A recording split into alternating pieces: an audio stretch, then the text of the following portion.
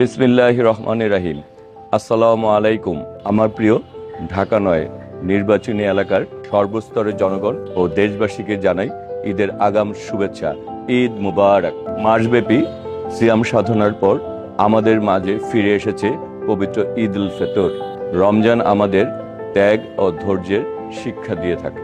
আসুন আমরা ঈদের এই আনন্দ অসহায় এবং দুস্থ মানুষের মধ্যে ভাগ করে নিই। কেউ যাতে এই খুশির আনন্দ থেকে বঞ্চিত না হয়, এটাই হোক আমাদের অঙ্গীকার। প্রিয় দেশবাসী, সড়ক পরিবহন ও মহাসড়ক বিভাগ এবং রেলপথ মন্ত্রণালয়ের প্রতিমন্ত্রী হিসেবে দায়িত্ব পালনে আপনাদের সেবাই হচ্ছে আমাদের মূল লক্ষ্য। নারীর টানে যারা গ্রামে ফিরছেন, আপনাদের ঈদ যাত্রা যেন নিরাপদ, নির্বিঘ্ন এবং আরামদায়ক হয়, সেই লক্ষ্যে আমরা অবিরাম কাজ করে যাচ্ছি।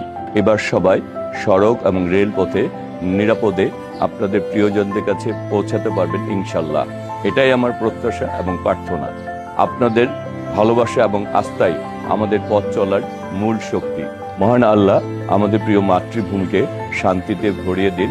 সবাই সুস্থ থাকুন, ভালো থাকুন। সবাইকে আবারও জানাই ঈদ মুবারক। বাংলাদেশ জিন্দাবাদ। করব কাজ, গর্ব দেশ। সবার আগে বাংলাদেশ।